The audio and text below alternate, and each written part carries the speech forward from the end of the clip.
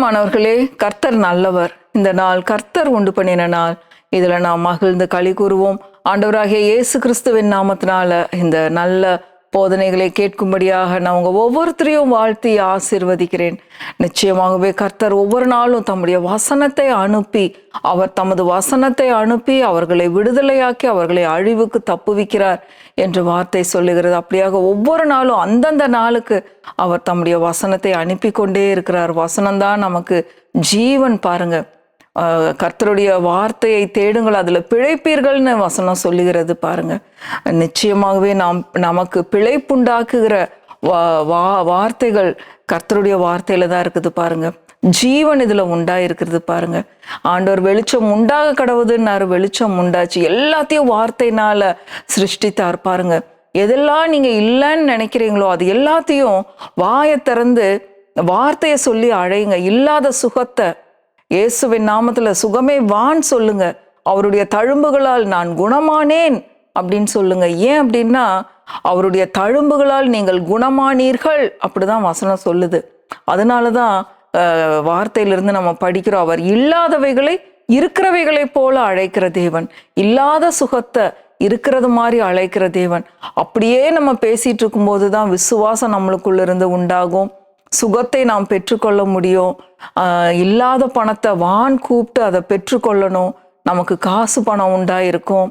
சமாதானத்தை வான் கூப்பிடணும். எதெல்லாம் நீங்க இல்லைன்னு நினைச்சு புலம்புறீங்களோ அதெல்லாம் உண்டாகும்படியாக வாயை திறந்து கூப்பிடுங்க. கூப்பிடும்போது வரும். எல்லாத்துக்கும் காது இருக்கு. எல்லாமே கர்த்தருடைய வார்த்தைகளை கேட்கும்படியாக தான் ஆண்டவர் ஒன்னொன்னையும் சிருஷ்டித்து வச்சிருக்கிறாரு. அத்தி மரத்தை பார்த்து பேசினாரு. அது அத்திப்பழ காலம் இல்லை, ஆனாலும் ஆண்டவர் பேசினாரு, இனி உன்கிட்ட கனியே உண்டாகாது அப்படின்னு. ஏன்னா ஆண்டவர் பசியில வரும்போது அங்க கனி இல்லை. அதனால என்ன சொன்னாரு, இயேசுவின் நாமத்துல சொல்லி சபிக்கிறாரு. பாருங்க, பட்டுப்போன்னு சொன்னாரு, இனி ஒரு காலம் ஒருவனும் உன்னிடத்துல கனி புசியாது இருக்க கடவன்னு. அது அந்த மரம் அப்படியே பட்டு போச்சு. அப்ப மரங்களுக்கு காது உண்டு, கேட்கும். சயின்டிபிக்காவும் சொல்றாங்க. அப்ப ஒவ்வொரு காரியத்துக்கும் காது இருக்கு. பணத்துக்கு காது இருக்கு, வாயை திறந்து கூப்பிடுங்க, அது வரும். சுகத்துக்கு காது இருக்கு, வரும். கர்த்தருடைய வார்த்தை சொல்லுங்க. ஏன்னா இது ஆண்டவருடைய சிஸ்டம். விசுவாசத்தின் கோட்பாடுகள்னு பைபிள் காலேஜ்ல எங்களுக்கு ஒரு சப்ஜெக்டே இருக்கு. பாருங்க, நம்ம வாயை திறந்து எதெல்லாம் பேசுறோமோ அது எல்லாத்தையும் பெற்றுக்கொள்வோம். இது சத்தியம். சத்தியத்தையும் அறிவீர்கள், சத்தியம் உங்களை விடுதலையாக்கும். இது என்ன பைத்தியகாரத்தனமா இருக்கு அப்படின்னு சொல்லுவோம். இப்ப பாருங்க, ஒரு உதாரணத்துக்கு சொல்றேன். ஒருவேளை நீங்க ரொம்ப அவசரமா கார்ல ஒரு இன்டர்வியூக்கு போயிட்டு இருக்கீங்க, கார் பஞ்சர் ஆயிருச்சுன்னா, ஒரு சிலர் இதை நான் பார்த்துருக்கிறேன், கண்ணால பார்த்துருக்கிறேன், நம்ம வீடுகள்லயே அனுபவிச்சிருக்கிறோம். டயரை உதைப்போம் கோவத்துல. இது பாரு, இந்த நேரத்துல இப்படி பண்ணுதுன்னு சொல்லி, அதுக்கு என்ன காதா இருக்கு வாயா இருக்கு, நம்ம என்ன பண்ணுவோம், உதைப்போம் டயரை. இந்த நேரத்துல இப்படி பஞ்சர் ஆயிருச்சே அப்படின்னு சொல்லிட்டு. அப்ப கெட்ட வார்த்தைகளை நாம் பேசும்போது நல்ல வார்த்தைகளை பேசி ஜீவனை பெற்றுக்கொள்ளலாமே. பிரியமானவர்களே, அவர் இல்லாதவைகளை இருக்கிறவைகளை போல அழைக்கிற தேவன். பாருங்க, இதெல்லாம் உண்மை, சத்தியம். அதனால நம்ம வாயை திறந்து நல்ல வார்த்தைகளை பேசுவோம், நிச்சயமாய் ஆசீர்வாதத்தை பெற்றுக்கொள்வோம். ரோமர் 4வது அதிகாரம், ரோமர் 4:17 வாசிக்கிறோம். பாருங்க, அநேக ஜாதிகளுக்கு உன்னை தகப்பனாக ஏற்படுத்தினேன் என்று எழுதியிருக்கிறபடி அவன் தான் விசுவாசித்தவருமாய் மரித்தோரை உயிர்ப்பித்து இல்லாதவைகளை இருக்கிறவைகளை போல் அழைக்கிறவருமாய் இருக்கிற தேவனுக்கு முன்பாக நம் எல்லாருக்கும் தகப்பனானான்.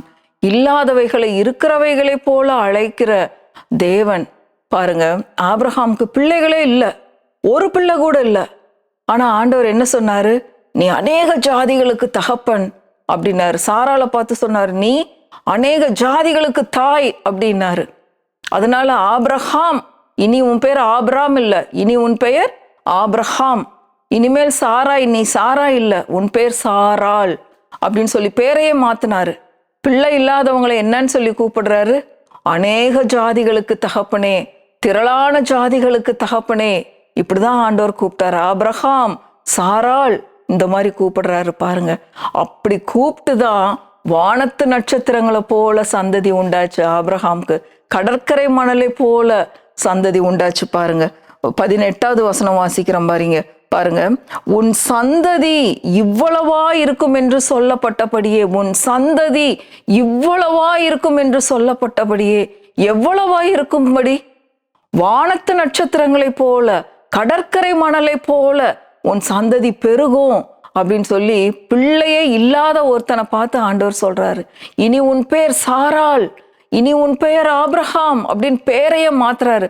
யாராவது ஆபிராம் அப்படின்னு கூப்பிட்டா, ஏய் என் பேர் ஆபிராம் இல்லப்பா, என் பெயர் ஆபிரகாம், நான் திரளான ஜாதிகளுக்கு தகப்பன் அப்படின்னு சொல்லி ஒவ்வொரு முறையும் அந்த பெயர் ஞாபகம் மூட்டுது பாருங்க.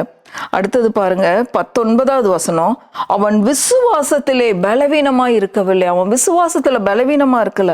அவன் ஏறக்குறைய 100 வயதுள்ளவனாய் இருக்கும்போது தன் சரீரம் செத்து போனதையும் சாராளுடைய கற்பம் செத்து போனதையும் எண்ணாதிருந்தான். இன்னைக்கு உங்ககிட்ட என்னென்ன இல்லையோ அதை குறித்து நினைக்காதீங்க, அதை குறித்து எண்ணாதீங்க. வாக்குத்தத்தம் பண்ணின தேவனை மட்டும் நினைங்க. பாருங்க, பிள்ளை பிறந்துருச்சு, 100 வயசுல ஈசாக்கு பிறந்தாச்சு. ஆனா ஆண்டவர் பலி கொடுக்க சொல்றாரு. நீ உன் பிள்ளைய கூப்பிட்டு மோரியா மலைக்கு வந்து அங்க தகன பலியா எனக்கு கொடுத்துரு அப்படின்னு சொல்லி ஆண்டவர் சொல்லிட்டார். ஆபிரகாம் ஒரு வார்த்தையும் பேசல. 3 நாள் பிரயாணப்பட்டு அந்த இடத்துக்கு போயிட்டாங்க. போய் அங்க கத்தியும் ஓங்கியாச்சு. ஆபிரகாமுக்கு என்ன விசுவாசம் இருந்துதான் பாருங்க. ஆபிரகாம் விசுவாசித்தத 19வது வசனத்துல பாருங்க. 20வது வசனம் வாசிக்கிறேன். தேவனுடைய வாக்கு தத்தத்தை குறித்து அவன் அவ்விசுவாசமாய் சந்தேகப்படாமல் தேவன் வாக்கு தத்தம் பண்ணினதை நிறைவேற்ற வல்லவராய் இருக்கிறார் என்று முழு நிச்சயமாய் நம்பி தேவனை மகிமைப்படுத்தி விசுவாசத்தில் வல்லவனானான். இப்ப இந்த இடத்துல இவன் பயங்கரமான ஒரு விசுவாசம் வந்துருச்சு. விசுவாசம் வந்ததுக்கு அப்புறம் பாருங்க என்ன நடந்ததுன்னு. எபிரேயர் 11வது அதிகாரம் 18-19 வாசிக்கிறேன். எபிரேயர் 11வது அதிகாரம் 18-19. ஈசாக்கினிடத்தில் உன் சந்ததி விளங்கும் என்று அவனோடே சொல்லப்பட்டிருந்ததே, இப்படிப்பட்ட வாக்கு தத்தங்களை பெற்றவன் மரித்தோரிலிருந்து எழுப்ப தேவன் வல்லவராயிருக்கிறார் என்றெண்ணி. அங்க முழு நிச்சயமாய் நம்பி பிள்ளைய பெற்றுக்கொண்டான். அடுத்தது பலி கொடுக்க சொல்லிட்டாரு. பலி கொடுக்க சொன்னதுக்கு அப்புறமும் எப்படி விசுவாசிக்கிறான்? மரித்தோரிலிருந்து தேவன் நிச்சயமா என் மகனை எழும்ப பண்ணுவார், நான் பலி கொடுத்துட போறேன் அப்படின்னு முடிவு பண்ணிட்டு தான் போய் படுக்க வச்சு கத்தியெல்லாம் ஓங்கியாச்சு. ஆனா எப்படி விசுவாசித்தாராமா? கண்டிப்பா தேவன் மரித்தோரிலிருந்து என் மகனை திரும்ப எழும்பி வர பண்ணுவார் அப்படின்னு சொல்லி நம்பி முழு நிச்சயமாய் நம்பினா, விசுவாசித்தாரு ஆபிரகாம். 19வது வசனம் பாருங்க. தனக்கு ஒரே பேரானவனே பலியாக ஒப்பு கொடுத்தான், மரித்தோரிலிருந்து அவனை பாவனையாக திரும்பவும் பெற்றுக்கொண்டான். ஆக்சுவலா பலி கொடுத்த மாதிரி தான், ஆண்டவருக்கு கீழ்ப்படிஞ்சு போனது பலி கொடுத்த மாதிரி தான் வேத நிபுணர்கள் சொல்றாங்க பாருங்க. பலி கொடுத்தாச்சு, ஆனா பாவனையாக திரும்பவும் பெற்றுக்கொண்டாரு ஆபிரகாம் அப்படின்னு சொல்லி எழுதப்பட்டிருக்கு. பிரியமானவர்களே, இப்படிப்பட்ட விசுவாசம் எப்படி வந்ததுன்னா, தேவனை மகிமைப்படுத்தி எப்படி மகிமைப்படுத்த முடியும்? இல்லாதவைகளை நம்ம வா என்று சொல்லி கூப்பிடணும். இல்லாத சுகத்தை, இல்லாத செழிப்பை, இல்லாத சந்தோஷம், இல்லாத சமாதானத்தை உண்டாகும்படியாக நம்ம வாயை திறந்து பேச வேண்டும். வாயை திறந்து நம்ம ஒவ்வொரு நாளும் காலையில ஜெபத்துல ஒன்னொன்னே சொல்லுங்க, இயேசுவின் நாமத்தினால நான் சுகத்தை பெற்றுக்கொள்றேன். சுகவீனமும் பலவீனமும் வலிகளும் எங்க வீட்டுக்குள்ள வர முடியாது இயேசுவின் நாமத்தினால. அவர் இல்லாதவைகளை இருக்கிறவைகளை போல அழைக்கிற தேவன், நிச்சயமாகவே இருக்கிறவராகவே இருக்கிறேன் என்று சொன்ன நல்ல தகப்பன் உங்களோடு கூட இருக்கிறார். நான் உன்னை விட்டு விலகுவதும் இல்லை, உன்னை கைவிடுவதும் இல்லை என்று சொன்ன தகப்பன் உங்களோடு கூட இருக்கிறார். அவர் நிச்சயமாய் உங்களை கைவிட மாட்டார். என்னென்ன பிரச்சனையில, என்னென்ன சவால்களை நீங்க கடந்து வர்றீங்களோ அந்த சவால்கள்ல இந்த இல்லாதவைகளை இருக்கிறவைகளை போல அழைக்கிற தேவனை அழையுங்கள்.